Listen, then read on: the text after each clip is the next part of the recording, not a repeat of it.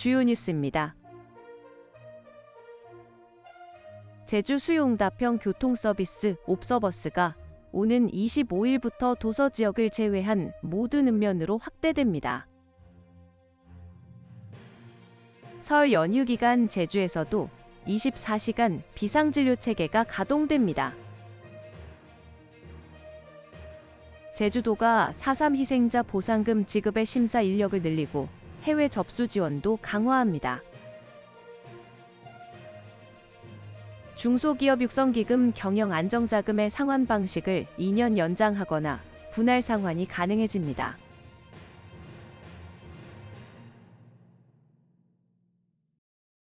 안녕하세요.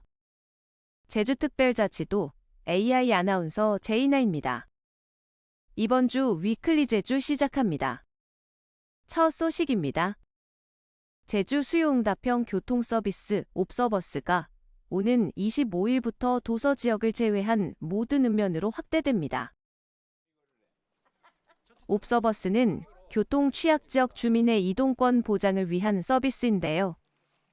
오전 6시부터 오후 2시까지는 고정 노선, 이후에는 호출 방식으로 운행됩니다. 현재 8개 읍면에서 32대가 운행 중인데요. 이달 말 10대가 추가돼 모두 42대로 늘어납니다. 지난해 5월 확대 운영 이후 이용객은 8만 8천 명, 하루 평균 354명으로 집계되는데요. 제주도는 현장 탑승과 합승을 허용하고 정류소 호출벨과 옵서버스 서포터즈를 확대 운영해 어르신 이용 편의를 높일 계획입니다. 옵서버스는 노선 선택지가 많지 않은 읍면 지역의 이동권을 보장하기 위한 정책이기 때문에 도민들이 체감할 수 있는 편리한 교통 환경을 지속적으로 조성할 수 있도록 이용자 목소리를 지속적으로 청취해 나가고 계속해서 개선해 나갈 수 있도록 하겠습니다. 제주 지역 출퇴근과 통학 시간대 버스 혼잡이 다소 완화될 전망입니다. 제주도가 노선 조정과 차량 증차를 통해 단계적인 보완 대책을 추진하는데요. 제주도는 지난해 8월 버스 노선 개편 이후 이용 실태와 민원을 분석해 25개 노선을 조정하고 버스 26대를 단계적으로 투입하기로 했습니다. 우선 이달 12일부터 예비버스 6대를 13개 노선에 투입해 운행 횟수를 늘립니다. 800번, 801번과 211번, 212번 등 주요 혼잡 노선이 증편되고 한림고에서 공항과 제주터미널을 잇는 102-1번 급행 노선도 신설되는데요. 4월에는 도심 혼잡 노선에 14대를 추가 투입하고 공항에서 함덕을 빠르게 연결하는 도심 급행 노선도 새로 운행합니다. 연말에는 양문형 버스를 도입해 상습 혼잡 노선에 배치할 계획입니다. 제주도는 시행 전 사전 안내와 함께 시행 후 집중 모니터링을 통해 불편을 최소화할 방침입니다. 설 연휴 기간 제주에서도 24시간 비상진료 체계가 가동됩니다. 도민과 관광객의 의료 공백을 최소화하기 위한 조치입니다. 제주도는 설 연휴 5일 동안 도청과 6개 보건소의 응급진료 상황실을 운영하고 비상진료 체계를 유지합니다. 도내 6개 응급의료기관은 24시간 응급실을 운영하는데요. 지역별로 문 여는 병의원과 약국을 지정해 안내합니다. 보건소는 오전 9시부터 오후 6시까지 진료하고 보건지소와 진료소도 순번제로 운영하는데요. 경증 환자는 응급실 대신 가까운 병의원 이용을 권장하고 달빛 어린이병원과 심야약국도 운영합니다. 의료기관 정보는 홈페이지와 응급똑똑 앱을 통해 확인할 수 있습니다. 도민과 방문객들이 안전하고 건강한 설 연휴를 보낼 수 있도록 비상 응급의료 운영에 최선을 다하겠습니다.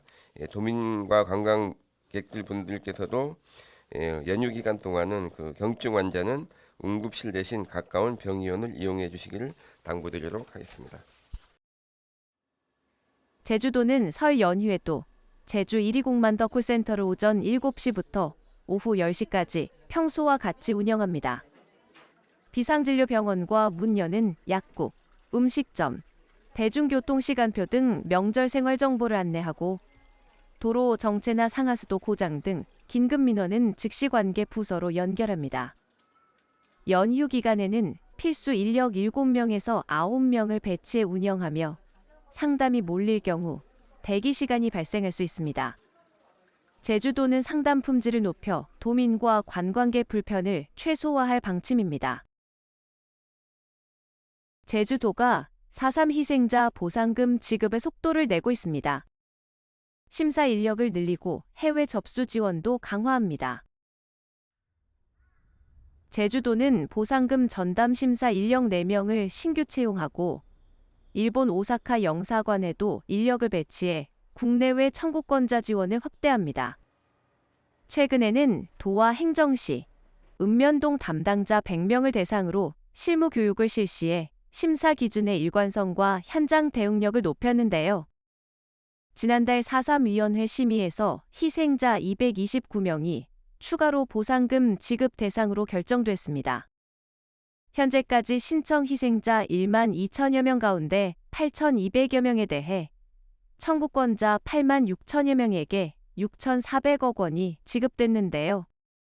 제주도는 정확하고 공정한 지급에 행정력을 집중한다는 방침입니다.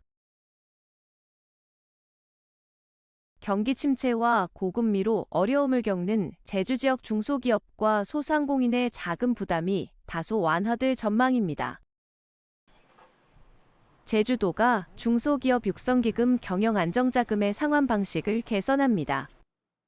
그동안은 2년 만기 때 대출금을 한 번에 갚아야 했지만 앞으로는 2년 연장이나 분할 상환이 가능해집니다.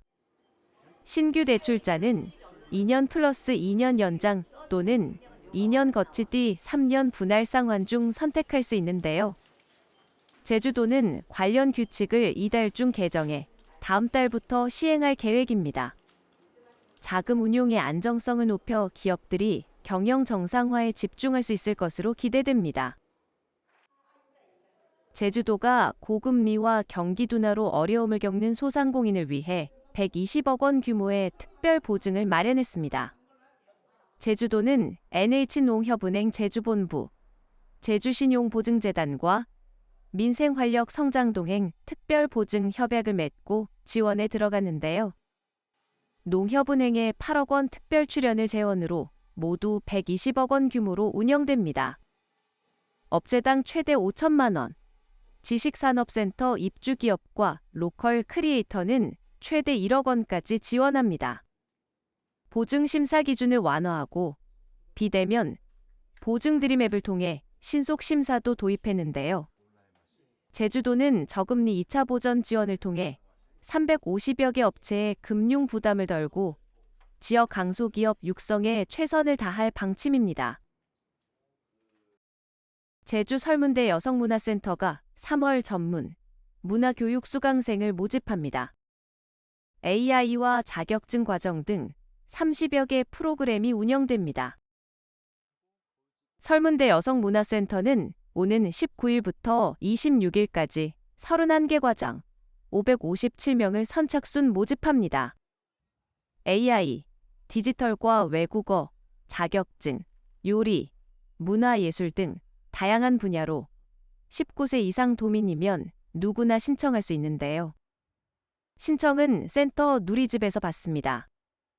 한 달에 2개 과정까지 신청할 수 있고 동일 과정의 연간 중복 수강은 제한됩니다. 70세 이상 도민은 정원의 10% 범위에서 방문 접수로 우선 선발하는데요. 일부 자격증 과정은 취약계층을 우선 선발합니다. 지금까지 위클리 제주였습니다. 시청해주셔서 감사합니다.